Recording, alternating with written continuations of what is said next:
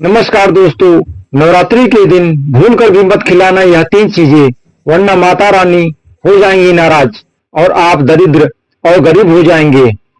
इसलिए आप सभी से निवेदन है, आप इस वीडियो को शुरू से लेकर अंत तक पूरा देखें और वीडियो पसंद आए तो दोस्तों में शेयर जरूर करें। नवरात्रि का पर्व हिंदू धर्म का अत्यंत पवित्र और शुभ पर्व माना जाता है। इस दौरान माँ दुर्गा के 9 रूपों की विधि विधान से पूजा की जाती है। नवरात्रि के अंतिम दिनों में महाअष्टमी और महानवमी का विशेष महत्व होता है। इन दिनों को शक्ति की उपासना का चरम माना जाता है। अष्टमी या नवमी के दिन ही कन्या पूजन का आयोजन किया जाता है।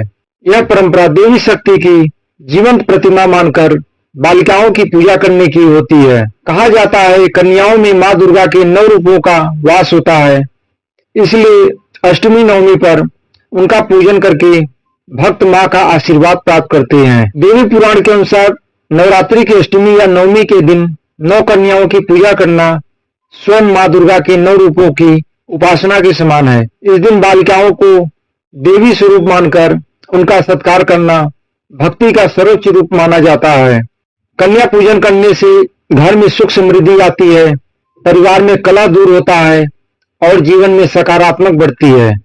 यह पूजन केवल धार्मिक अनुष्ठान नहीं बल्कि समाज में बेटियों के सम्मान और महत्व को बढ़ाने का संदेश भी देता है। कन्या पूजन से पहले कुछ विशेष तैयारी की जाती है ताकि पूजा विधि पूर्वक श्रद्धा पूर्वक हो सके।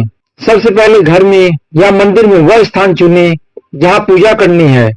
उस जगह को गोबर, गंगा जल या गौमूत्र से शुद्ध करें। फिर आसन के रूप में लाल कपड़ा या साफ आसन बिछाएं। अष्टमी या नवमी की सुबह 2, 5, 7 या 9 कन्याओं को आमंत्रित करें। इसके साथ एक छोटे लड़के को भी आमंत्रित किया जाता है। यह भगवान भैरव का प्रतीक माना जाता है। जब कन्याएं घर आएं तो उनके चरण धोएं और आसन पर बिठाएं। आसन पर बिठाने से पहले उनके पांव पोंछकर साफ आसन दें। सबसे पहले माँ दुर्गा का ध्यान करें और संकल्प लें। फिर कन्याओं के माथे पर रोली और अक्षत से तिलक करें। उनके हाथ में मौली बांधें और फूल अर्पित करें। उनके चरणों में पुष्प, चावल और अक्षत चढ़ाएं। फिर आरती करें। माँ दुर्गा की आरती और साथ ही कन्याओं की भी आरती करें। कन्याओं को घर पर बना हुआ पूरी, काले चने और सूजी या गेहूं का हलवा परोसें। यह तीनों चीजें माँ दुर्गा का प्रिय भोग माना जाता है। सबसे पहले कन्याओं को भोजन कराएं और फिर स्वयं ग्रहण करें। भोजन के बाद कन्याओं को लाल चुनरी, बिंदी, चूड़ी, कंघी, फल, मिठाई या दक्षिणा दें। फिर उन्हें प्रणाम करें और उनके आशीर्वाद से जीवन में सुख समृद्धि की कामना करें। कन्याओं के साथ पूरे प्रेम और सम्मान का व्यवहार करें। पूजन के समय घर का वातावरण पवित्र और शांत होना चाहिए। फिर कन्याओं को प्रसन्न करके विदा करें। कन्या पूजन में कुछ सावधानी भी रखनी चाहिए।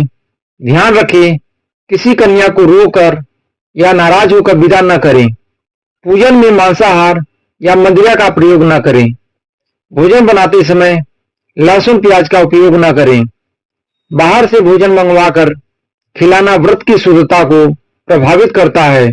भले ही ऐसा भोजन कन्याएं ग्रहण कर ले, लेकिन कन्याओं के भीतर बैठी माँ दुर्गा ऐसे भोजनों को बिल्कुल भी ग्रहण नहीं करती, क्योंकि बाहर का बना हुआ खाना किस विधि से बनाया गया है यह कोई नहीं जानता। इसलिए दोस्तों, जितना ज्यादा हो सके आप नवरात्रि कन्या पूजन में घर के बने भोजन का ही उपयोग करें। उपहार देते समय भेदभाव न करें। सभी कन्याओं को समान वस्तु दें। कन्या पूजन केवल एक धार्मिक क्रिया नहीं बल्कि यह नारी शक्ति के सम्मान का प्रतीक है। यह समाज को सिखाता है कि बालिकाएं देवी का रूप हैं और उनका आदर सम्मान करना हमारा कर्तव्य है। कन्या पूजन करने से मन में दया, करुणा और सेवा की भावना जागृति होती है। घर में शांति और समृद्धि आती है। माँ दुर्गा की कृपा से सारे कार्य सफल होते हैं। इससे नकारात्मक ऊर्जा दूर होती है और सकारात्मक बढ़ती है।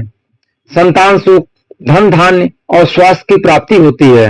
नवरात्रि अष्टमी का दिन माँ दुर्गा की कृपा प्राप्त करने का एक महत्वपूर्ण अवसर है। इस दिन जब भक्तजन सच्चे मन से कन्याओं की पूजा करते हैं तो वे देवी के सभी रूपों की उपासना का फल प्राप्त करते हैं।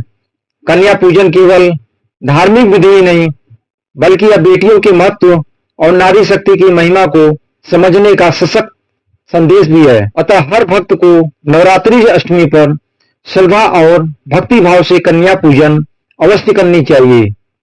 जय माता दी।